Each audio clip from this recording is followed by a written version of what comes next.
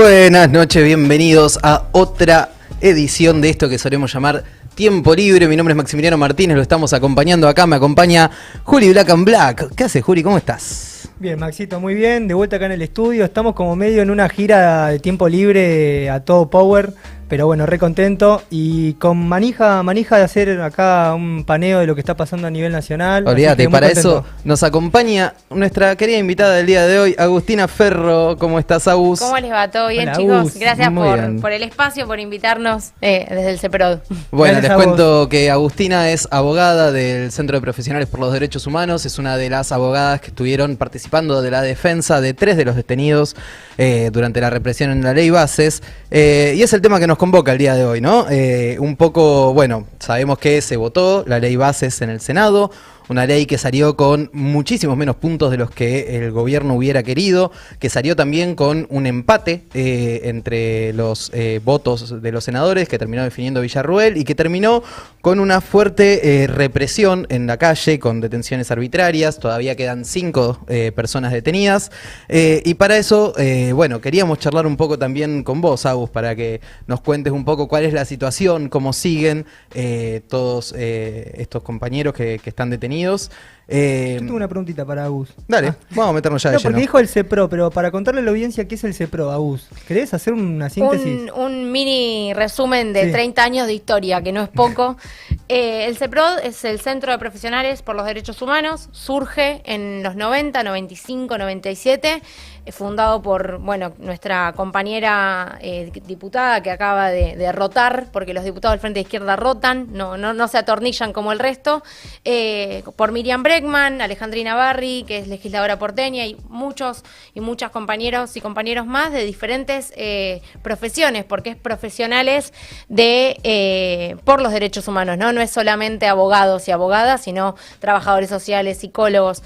En los 90 surge en 2 peleas que había centrales en ese momento. Uno era contra la precarización y la tercerización laboral. Los 90 sabemos lo que fue, que hizo Menem en toda esa época, y surgió de esa manera, ¿no? Contra esa precarización y esa tercerización, y en defensa de los puestos de trabajo, que fueron surgiendo diferentes luchas, pero también en el marco de los juicios de lesa humanidad que surgían en ese momento, y una pelea muy importante que además se da, ¿no? Como del 95 hasta el 2001, diferentes levantamientos en las rutas, con los famosos piquetes que surgen, y había muchos detenidos y muchos presos políticos, y el CEPROD surge también en ese marco como pelea por las libertades democráticas y en defensa de los derechos humanos. Y después en el 2001 surgen, ¿no?, las gestiones obreras, como Sanón, como Bruckman, muchas cooperativas que hoy están al mando de sus trabajadores, y el CEPROD también fue parte de esas peleas en defensa de esas gestiones obreras, y tenemos en el ADN la pelea por las libertades democráticas y la defensa de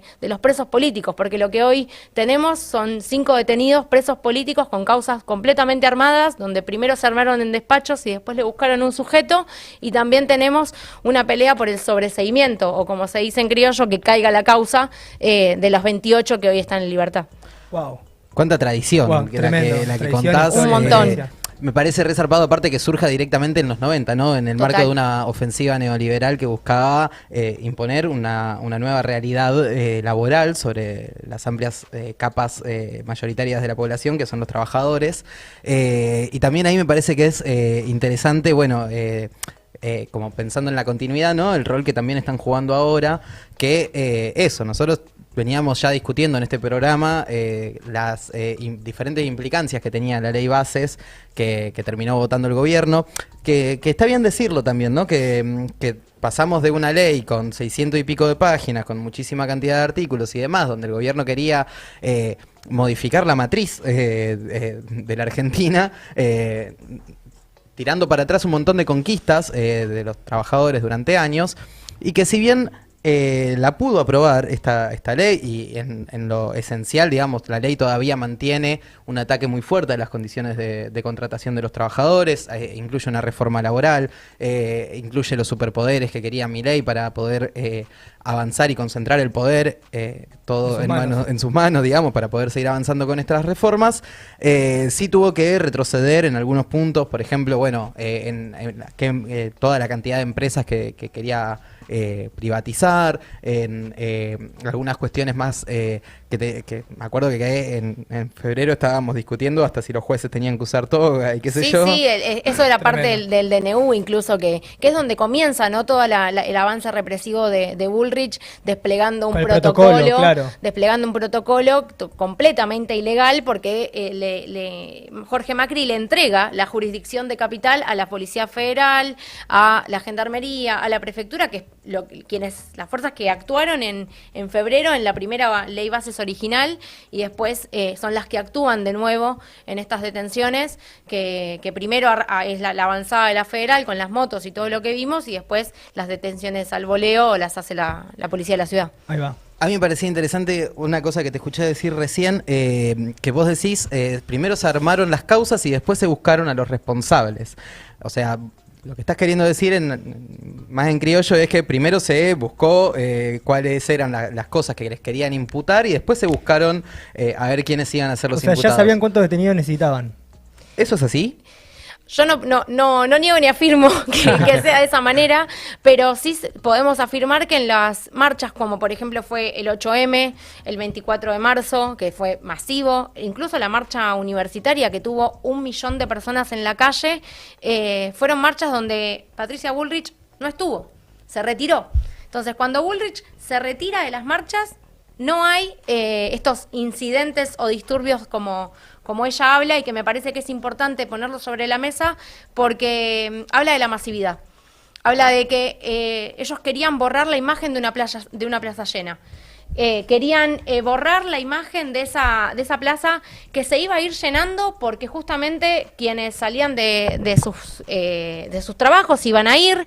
Yo conozco un montón de compañeros de cursada, de laburo, que salían a las 5 de la tarde, iban a ir, y eso es parte de que querían eliminar esa plaza llena, y que se sabía que a las 3 de la tarde probablemente se iba a empezar a pudrir.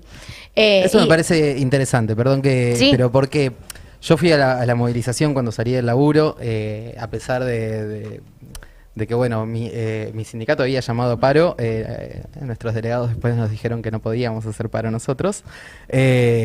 Y es interesante, no voy a decir el sindicato, pero es interesante que me pareció muy grande la movilización que hubo. A eso de las 3 de la tarde la plaza estaba colmada, había columnas enormes, que eso, en un contexto donde recordamos, no es que hubo un paro general, donde se garantizó que todos los trabajadores que quisieran pudiesen asistir, y aún así fue una movilización multitudinaria.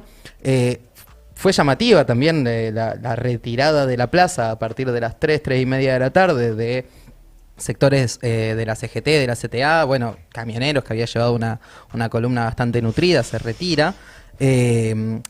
Y acto seguido, inmediatamente después de la retirada de estos sectores, que incluso en la CGT hay algunas acusaciones cruzadas de que ya tenían información de los servicios de inteligencia, de que a esa hora era que empezaba a pudrirse, a partir de ese momento empieza a pudrirse. Re piola las conducciones sindicales que no avisan a la gente, ¿no? Como... No, bueno, también es interesante. O sea, ¿para qué fuiste? O sea, ¿fuiste para enfrentar la ley base o fuiste para hacer un rato de cámara en los medios? Y esos son... es que a mí me parece que está bueno, porque están tirando un montón de data, de elementos que están buenos para entender la situación.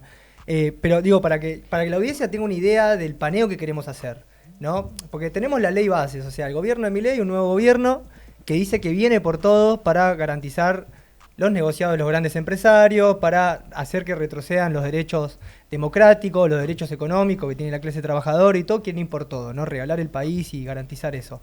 Esos son los objetivos de Milei. En ese contexto impulsó todo lo que impulsó desde que iniciaron como gobierno, y después impulsan la ley ómnibus como remate, ¿no? Que es este conjunto de leyes que incorporan lo que enumeraba bien Maxi, que es ataque a las jubilaciones, es ataque a las libertades democráticas también, son ataques económicos a la clase trabajadora a través de la reforma laboral, son garantías de explotación de los recursos nacionales para las grandes empresas con el régimen de incentivo a las grandes inversiones, también conocido como RIGI. O sea, son todo un combo de cosas. Ahora, ellos saben que no lo pueden impulsar eso si no es con la fuerza. Porque otra de las cosas que se pone en evidencia, que es lo que decía Maxi muy bien y vos también, con lo de la marcha estudiantil del 23 y lo de la movilización del otro día, es que hay un ánimo social de no bancársela, de no querer, no queremos, no se acepta. que Milei esté haciendo lo que quiera hacer. Yo creo que ahí está enmarcado también de que algunos sindicatos dijeron, che, tenemos que salir a la calle porque tenemos una re bronca. Si no salimos a las calles, si nos ponemos a la cabeza de eso, la gente va a marchar con nuestras cabezas en sus manos. Entonces me parece que el cálculo que hicieron fue eso, después de ya que no se hacen los pillos, pero digo para que se entienda mejor el panorama y que acá queremos charlar cuál es el rol de la represión y por qué hicieron a nivel represivo todo lo que hicieron, ¿no? Todas las irregularidades, todas las desprolijidades, incluso desde el punto de vista institucional legal, ¿no? ¿Qué viene desde antes, no? Pues Milei, ¿cómo agarra al Estado? ¿Con qué herramientas puede hacer lo que está haciendo? No lo hace desde la nada tampoco, o sea, ya hay un antecedente. Y también queremos charlar sobre el estado de ánimo social, porque ese es el punto de apoyo para que nosotros pensemos también qué podemos hacer, ¿no? Está muy bueno y perdón, pero para mí está bueno pensar como hay diferentes aspectos que podemos analizar de cómo actuó y cómo actúa el gobierno de La Libertad Avanza, ¿no? Por un lado vos tenés un gobierno que es débil en términos del Palacio, ¿no? En términos de qué es lo que tiene hoy en día adentro. Los tipos son una fuerza minoritaria dentro del Senado, dentro de diputados. Y sin embargo, negociando con toda la casta política, desde los radicales hasta los gobernadores peronistas y demás, los tipos llegan a poder sacar, finalmente, después de 6 meses de mucha negociación, de mucho vender ahí algún carguito en la UNESCO a alguna diputada, logran sacar su ley bases recortada. Lo que pasó de ser una ley ómnibus a una ley fitito.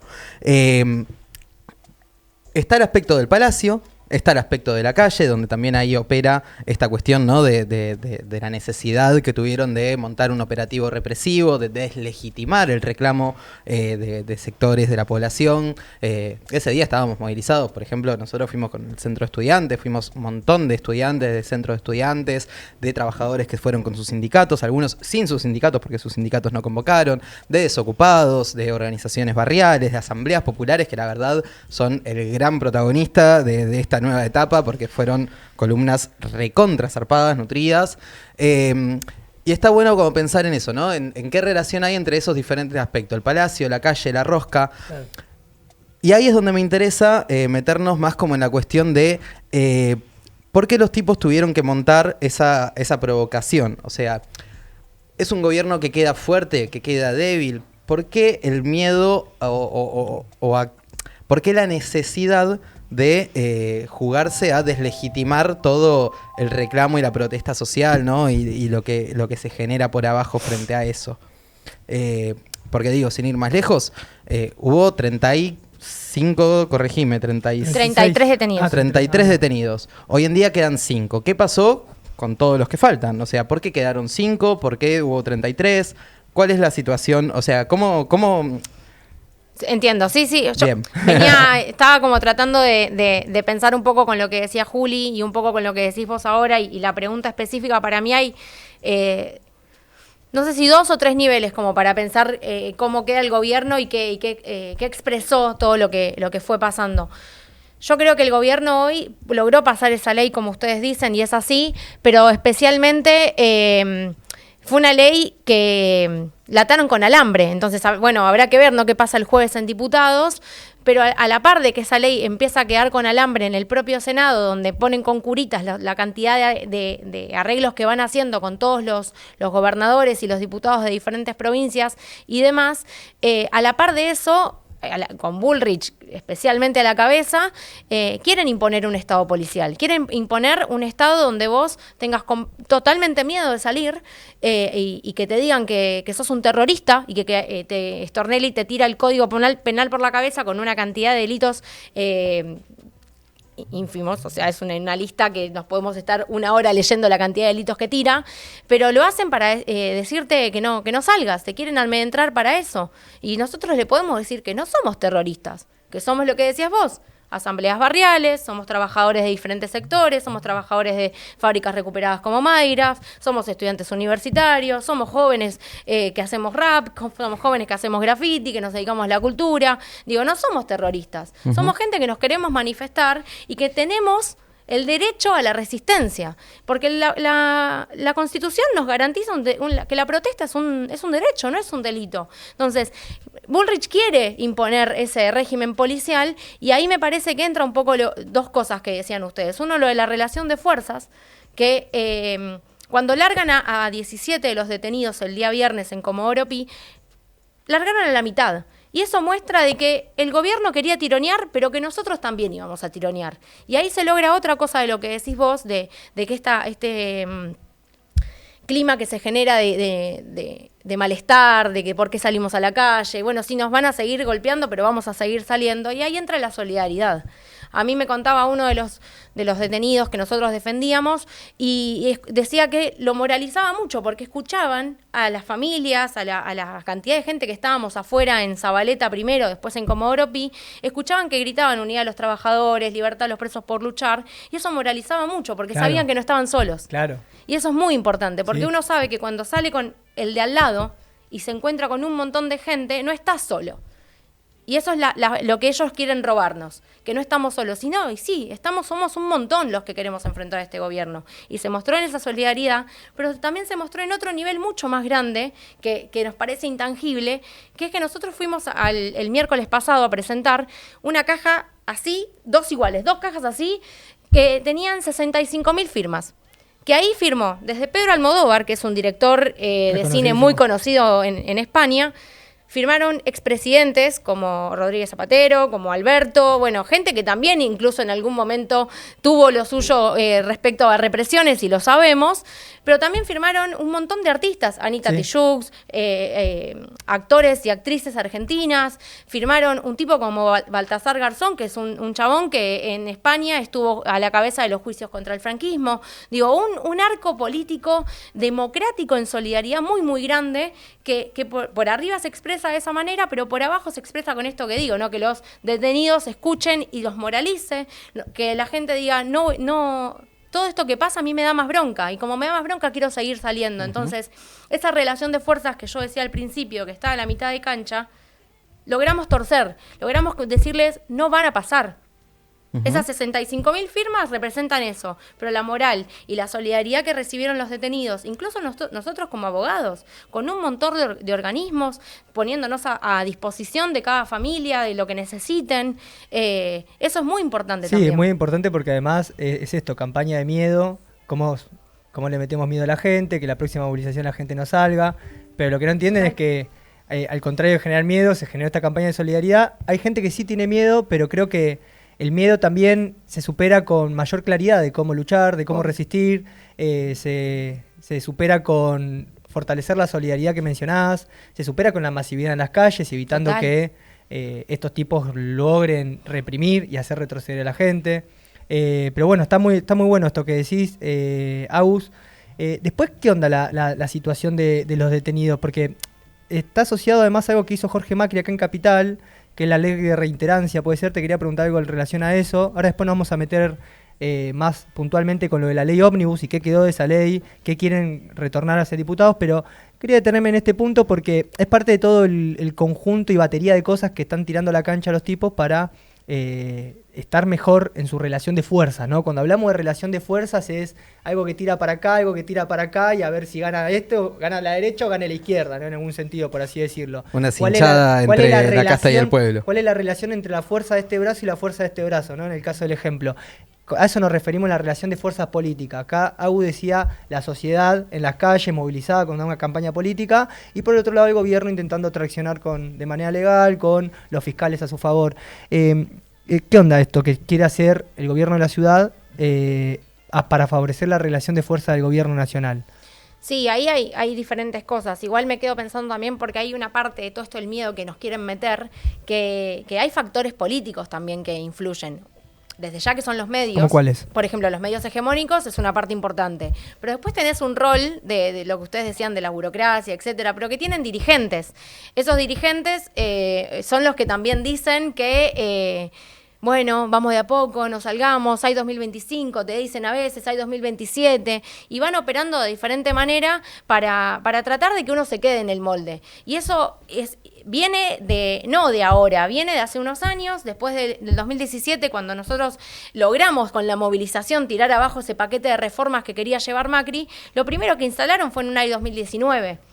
Y desde ese momento hubo una pasividad enorme que trataron de contener y diciéndote, bueno, si votas a este va a venir el cuco, hablan del fascismo, incluso, bueno, si hablamos de fascismo, derrotémoslo, y me parece que la forma que nosotros encontramos con las diferentes movilizaciones también es parte de eso. Y ligado a lo de la ley de reiterancia, ahí tenemos una antesala importante que es lo de Mendoza, que en Mendoza sí hay ley de reiterancia, y Jorge Macri y Mendoza y Córdoba, digo, son provincias que están totalmente alineadas al gobierno de Milei y que le siguen el hilo represivo, así como fue el laboratorio Jujeño el año pasado. Definición de la ley de reiterancia, en breve. En breve, ley de reiterancia 2 puntos. Esto lisa y llanamente significa que cuando vos, por ejemplo, salgas a la calle a movilizarte, porque esto es un apartado específico, lo vamos a ligar directamente a la ley, a la movilización en las calles, porque creo que esto es lo más importante. Hay un apartado específico que especifica un párrafo que dice: si vos te movilizás, lo vamos a poner en términos coloquiales, no me acuerdo el término legal específico, pero si vos te movilizás, vamos a poner, por ejemplo, que te detienen y tenés el delito de resistencia a la autoridad, que es el bastante más común que hay. Te lo encajan sí o sí. Te lo encajan sí o sí. Después de eso te pueden agregar, por ejemplo, daños. Bueno, te arman esa causa, ¿no? Como decía antes, arman la causa, después buscan el sujeto. La siguiente vez que vos salgas a la calle de nuevo y vean que ya tenés una causa por daños y resistencia a la autoridad, van a encontrar motivo suficiente para que vos entres de nuevo y te quedes en cana. Claro, es una avanzada directamente contra la gente que se moviliza, y es una herramienta legal más que encuentran dentro de todo el abanico de herramientas legales que tienen. Porque a mí también me llamaba la atención el uso, ¿no?, y la vuelta de la figura de terroristas. O sea, Stornetti, Milei, Bullrich, etcétera. Yo lo había escuchado eso. Salieron todos con una campaña de son terroristas que quisieron hacer un golpe de Estado, ¿no? A mí me parecía como algo muy, muy zarpado, y también como para pensarlo, ¿no? Primero, ¿de quién viene? Viene de, no sé, que Villarruel esté discutiendo si estudiantes que se movilizan son terroristas, cuando se sabe la complicidad, ¿no?, y la reivindicación que ella hace, el terrorismo de Estado, que iba a visitar a genocidas, que hoy en día todavía habla de exceso supuestamente por parte de las Fuerzas Armadas que actuaron durante el golpe del 76, y que acuse de terroristas a estudiantes que se movilizan en contra de un proyecto que va a desfinanciar la educación pública. A mí me parece un montón. Una cara pero dura. que aparte después también viene de parte de un gobierno que reivindica como el mejor gobierno de toda la historia de la Argentina, el gobierno de Carlos Saúl Menem, que yo no sé, chicos, en qué país vive esta gente, pero el gobierno de Carlos Menem está acusado de terrorismo por organismos internacionales por los atentados a la Embajada de Israel y a la AMIA.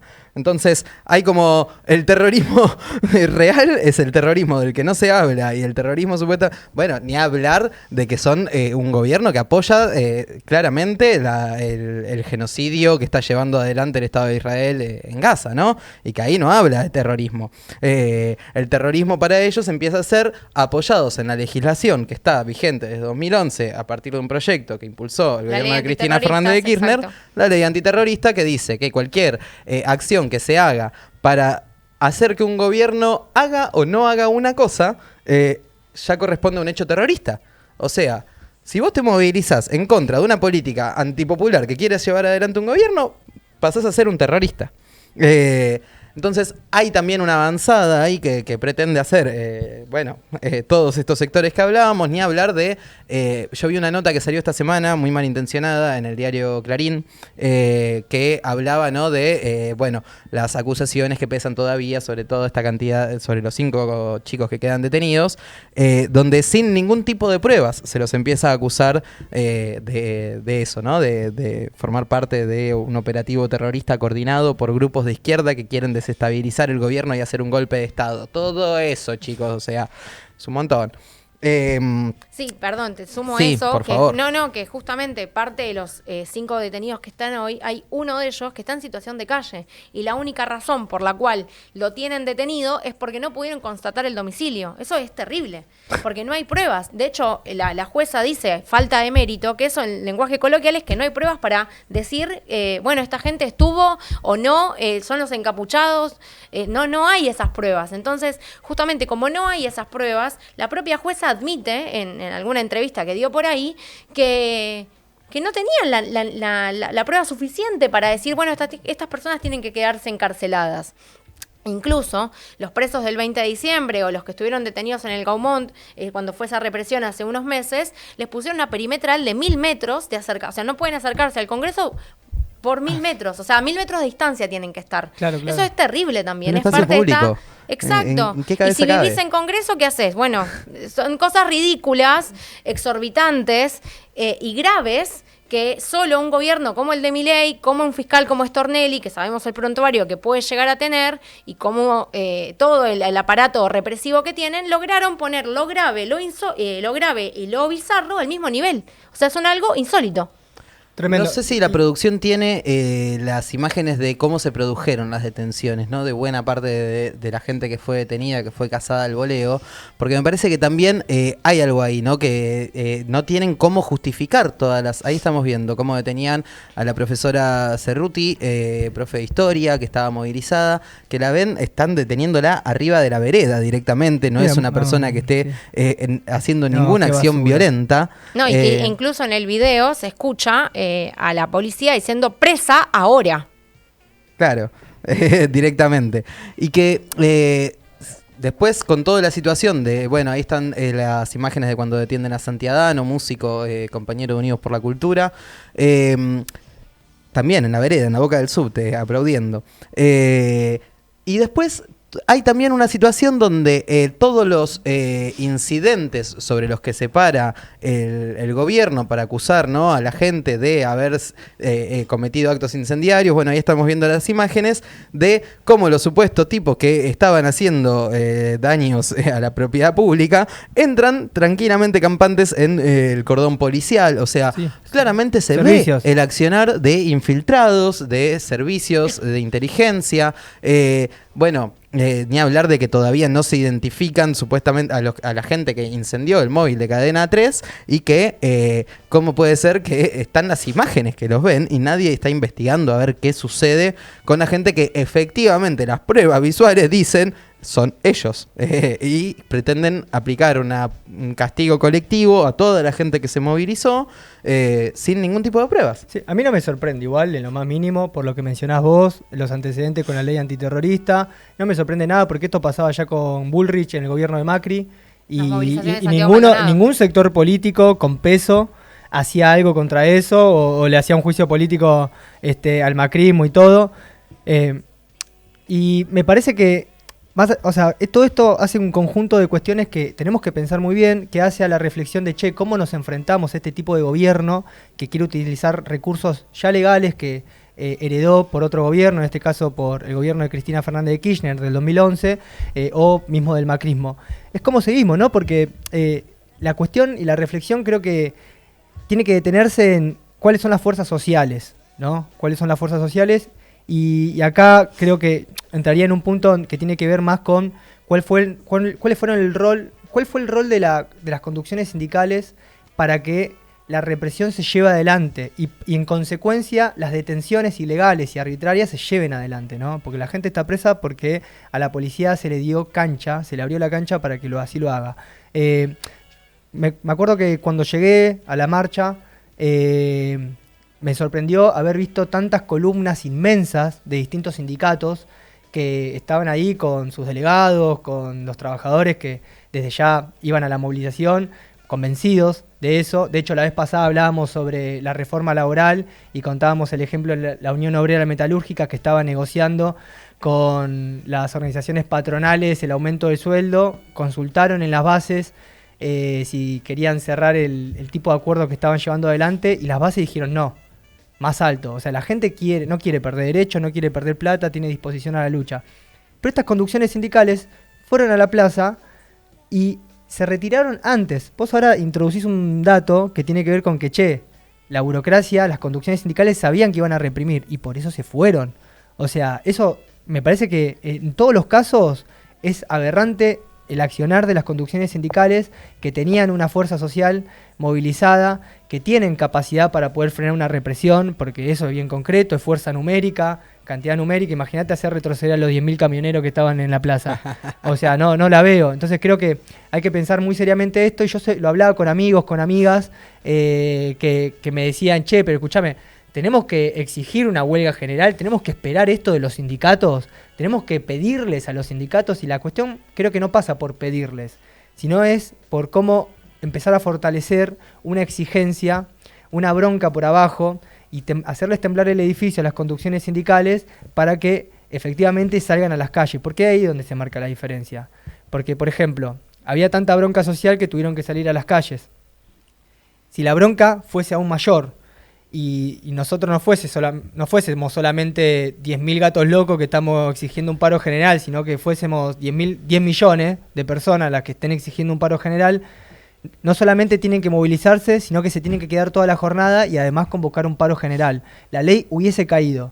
Esto es bien concreto, no es que las cosas se resuelven por arriba y ya está todo hecho. Creo que ese me parece que es un elemento importante para pensar, porque es el tipo de ideas que tenemos que ver cómo se desarrollan a morir, ¿no? Miren, ahí CGT, mi trabajo aquí ha terminado, pero son las 3 de la tarde, pum, desaparición. Tenemos el video de José Rodríguez, que es un integrante de la CGT y dirigente de UPCN, que es un sindicato. El video, tenemos el video de Andrés Rodríguez. ¿Dónde saqué José Rodríguez? No sé, es el que le dicen el Centauro. No sé si Centauro. ustedes saben por qué le dicen el Andrés Centauro. Ahí yo les digo cuando lo cortan que no es todo entero. Che, a ver, de mucho ahí está. prestigio y de mucha historia de lucha. Y es muy consciente en su estrategia de defender los intereses de los trabajadores. Por lo tanto, así como hemos movilizado en esta ocasión en muchas fechas y hasta hemos hecho un paro nacional, en esta oportunidad nosotros considerábamos que había que respetar la decisión del Congreso, que es una entidad democrática. En lo que a nosotros se refiere, que son en la ley bases y en el capítulo fiscal, los temas que nos interesan directamente, como era la reforma laboral, el tema de ganancias y por supuesto el empleo público, lo fuimos negociando en diferentes ocasiones hasta temperar bastante sus efectos, tanto con los legisladores en la Cámara de Diputados y Senadores como con el propio gobierno. Así que no teníamos por qué en esta instancia movilizar, menos mezclándonos con otros sectores que no tienen que ver con nosotros, y además como terminó, que lamentablemente fue un hecho que terminó en la calle con violencia. Si bien hubo una represión policial, también hubo grupos que indudablemente generaron una provocación para un choque y producir un clima de inestabilidad. Nosotros en esas cuestiones no nos prendemos. Por eso la CGT había decidido con mucha claridad en sus... Andrés. Bueno, Andrés está diciendo que la CGT había definido no desestabilizar el cancelado gobierno de Milei, no desestabilizar la ley ómnibus, no enfrentarla el gobierno hasta electo el final. democráticamente. Claro, como si no hubiese un 44% de gente que los eligió supuestamente para que sean una oposición, ¿no? Más consecuente. Juli, yo me quedé pensando... Dice que negociaron la reforma laboral, no. O sea, lo declara que negociaron la reforma laboral. Una completa entrega de todo el conjunto de los trabajadores. Sí. En esa está la CGT. Sí. El Centauro, le mandamos un abrazo al Centauro. No, yo hoy me quedaba pensando, Juli, por lo que vos decías recién, como además de eso, ¿no? De la necesidad de ampliar el rechazo, ¿no? Popular a todo esto, yo creo que hay también una cosa por abajo que está pasando, que este tipo de gente como Andrés no le da bola, ¿no? Que es que en todas las universidades hubo una amplia campaña de repudio a las detenciones arbitrarias. Los estudiantes de la UBA, de las universidades del conurbano, de las universidades de todo el país, de los terciarios, de los secundarios incluso, hicieron una campaña muy grande diciendo claramente que protestar no es un delito, es un derecho, y que es necesario que todos los presos estén en libertad porque es un ataque antidemocrático lo que están haciendo, ¿no? Y que en ese sentido me parece que también está planteada una nueva pelea Porque una cosa es la ley que pudieron aprobar, chicos, pero otra cosa es que lo puedan aplicar como quieren, ¿no? Porque, a ver, las privatizaciones en los 90 no pasaron así nomás con una ley, una firmita, un gancho y ya está. Hubo una fuerte resistencia, hubo luchas, hubo huelgas, no sé, hay que recordar, por ejemplo, bueno, ahí estamos viendo las imágenes de las universidades, de la campaña que hicieron en todos lados los estudiantes, pero decía, en los 90, yo me acuerdo la huelga ferroviaria del 92, que fue una cosa masiva.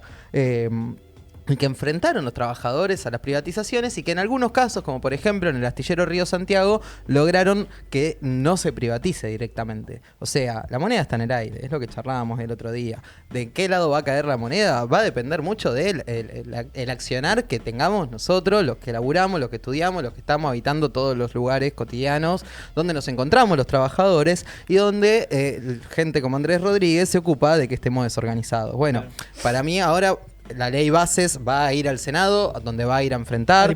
A diputados, perdón, donde va a ir a enfrentar algunas modificaciones que se pretenden tanto desde el oficialismo como desde la oposición. El oficialismo va a ir a insistir, porque el FMI así se lo pide, ¿no? De volver con el tema de quitar la moratoria, volver con que ganancias, el impuesto a las ganancias sea una norma. Van a insistir con privatizar empresas como aerolíneas, como los medios públicos. Que eso en la primera instancia de votación en la Cámara de Diputados lo tuvieron que sacar para que avance a la Cámara de Senadores, ¿no? Eso se votó en general en diputados y en el Senado se aplicaron ahí las modificaciones, que entonces ahora está en diputados el avanzar o no sobre esos puntos que pide el Fondo Monetario, aparte lo pide explícitamente. Sí. Porque quieren volver a contraer deuda, entiendo, ¿no? Está escuchando por ahí. Bueno, claro, lo que pasa es que el Fondo Monetario, para poder cumplir con los plazos de los pagos de deuda que necesita, ¿no? Y que firmó Caputo en su gestión macrista,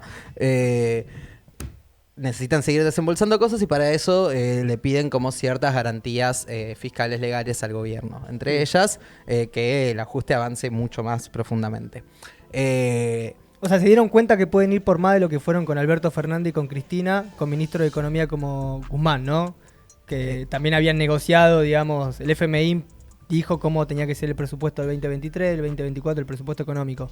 Exactamente, parece que para la deuda, para los grandes empresarios, para hacer un RIGI y demás, sí hay plata, pero para los trabajadores no.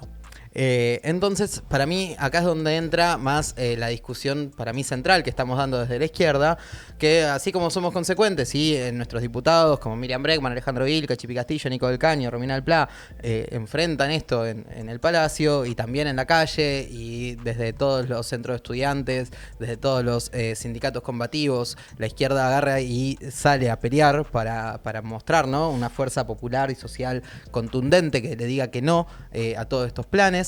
Que no es solo la izquierda, eso también hay que decirlo, pero que ahí nosotros queremos discutir la necesidad que hay hoy de que nos organicemos en cada lugar de estudio, en cada lugar de trabajo, que la autoorganización, así como lo hacen las asambleas barriales, se ponga al servicio de enfrentar estas políticas que, si no vamos a poder romper con el FMI, sino vamos a seguir atados a pagar la deuda que nos dejó el macrismo y a seguir profundizando las condiciones estructurales que del menemismo a esta parte, desde la dictadura a esta parte, se siguen profundizando en nuestro país y que implican cada vez más condiciones regresivas de contratación, condiciones regresivas de trabajo, sí. Que no tengamos derecho a sindicalizarnos, que no tengamos derecho a tener un aguinaldo, ¿no? Que ni hablar de que los libertarios ya están diciendo que el aguinaldo es una ilusión. Y cosas que los tipos están pretendiendo instalar. Entonces, de cara a la votación en diputados de todas estas cosas, hay que redoblar la apuesta en todos en las universidades, en los terciarios, en los trabajos, en los barrios y seguir profundizando esta pelea. ¿Puedo agregarte algo breve, Maxi? Por favor. Porque ahí comparto lo que decís y agregar una cosa que tiene que ver con pelear, autoorganizarnos, pero también pensar cómo levantamos otro proyecto de país. O sea, pensar otro proyecto de país tiene que ver con lo que decís, de decir, che, queremos un país con el Fondo Monetario Internacional o queremos un país para que esos recursos que se están fugando en una deuda queden para los intereses sociales, para la cultura, para la educación, para la salud de calidad. Creo que hay que pensar eso, qué tipo de país queremos. ¿Queremos un país con extractivismo no queremos un país con extractivismo, queremos un país saqueado, queremos un país con precarización laboral o queremos un país con trabajo, con derechos. Creo que son las preguntas que tenemos que hacernos y saber cómo podemos elevar la vara y plantear un proyecto político propio. Eso es lo que nos venimos jugando también desde la izquierda, que nos parece muy importante. No solamente luchar, sino también luchar contra lo actual, pero también saber desde dónde elevar la vara. Así que bueno, eso, te quería agregar que me parece importante que se viene discutiendo bastante en algunos sectores, en las asambleas, todo, pero me parece que es un debate que todavía falta que se desarrolle. Sí, yo les sumo una última cosa que pensaba mientras ustedes decían del cómo seguir.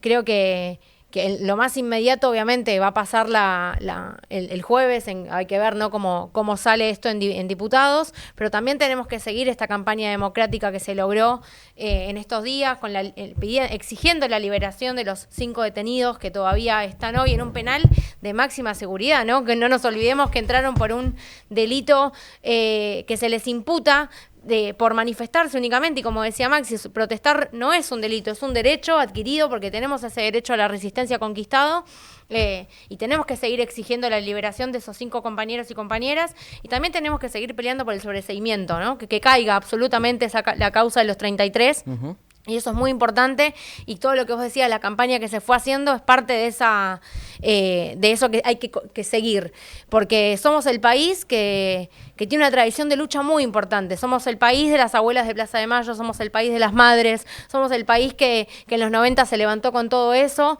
y tenemos mucha memoria colectiva y tenemos mucha memoria de cómo se lucha. Y cómo se defienden esos derechos conquistados, y me parece que es muy importante defender ese derecho a la protesta, y desde el CEPROD también hacer una invitación nosotros laburamos mucho con la posta de salud y cuidado. Seguramente si estuvieron en las diferentes movilizaciones vieron a los médicos, a los enfermeros, a los estudiantes de la salud, claro, laburando sí, a la par, cuidándonos en un sentido literal, porque nos ayudaban cuando nos gaseaban. La Cruz Roja de los manifestantes. Exacto, ¿no? Laburamos con ellos, por eso profesionales por los derechos humanos, y laburamos a la par, y los estudiantes de Derecho y los abogados cumplen un rol muy importante de que cuando cae alguien a la posta de salud poder hacer ese relevamiento, porque ese relevamiento no es solo un listado de nombres, es un relevamiento que después sirve para hacer una denuncia, para mostrar cómo actuó la policía, quiénes actuaron, esta mezcla de jurisdicciones que decía al principio del programa de cómo Jorge Macri le entregó la ciudad a Bullrich, y esa actuar de la federal, la policía de la ciudad, la prefectura, la gendarmería. Es muy importante hacer esa denuncia porque es ilegal. Agus, muchísimas gracias por sumarte a este panel. La verdad que nos encantó tenerte acá y creo que nos pudiste ayudar a aclarar un montón de cuestiones que se están discutiendo hoy en día. Hay una pregunta de la que no se salva nadie en este programa, que es: ¿qué harías si tuvieras más tiempo libre? Uy, difícil no pensar en el tiempo libre en el medio de esta semana. Total, pero bueno, yo hago teatro, hago actuación, me gusta mucho, y creo que el arte es algo muy importante y es una conquista que nos quieren robar y que no hay que permitirlo. Vamos, y en este programa defendemos la revolución para el derecho a gozar del arte de todos y todas. Dos anuncios antes de que se nos vaya este primer bloque. El 27 entonces está la votación en diputados este jueves. Hay que movilizarnos, hay que hacernos presentes en las calles para rechazar todo el programa antiobrero que viene a proponernos esta reforma. El 29 en Madigraf van a estar presentando el libro de qué hablamos cuando hablamos de socialismo, de el negro José Montes y Arián Díaz, Matías Mayelo, entre otros. Nos vamos a estar sumando también ahí a esa jornada de intercambio en la gestión obrera. Los trabajadores también van a estar haciendo una recorrida por la fábrica para contarles a todos, a todas quienes no conocen de golpe la gestión obrera de frente, hacerlos parte también de su historia. Y bueno, quédense que enseguida sigue un poco más de tiempo libre. Nos va a estar acompañando Tequila Sunrise para charlar un poquito de qué pasa con el graffiti acá en Buenos Aires y en Argentina. Ahí va, no hubo un malentendido técnico de producción. Ahí va, a ver, corregime. No, lo tenemos a Tein de Bogotá, Colombia, un compa que ahora le vamos a presentar, vamos a estar haciendo un par de cosas. Cheto mal. Y Tequila Sunrise es un tema de Low que con el que estaremos transicionando de este bloque para el otro. Muy bien. Fede Rata, corregido el error, entonces nos quedamos con el tema Clarísimo Tequila ahora. Sunrise y seguimos con más tiempo libre después de este corte. Gente. Quédense ahí, no nos dejen.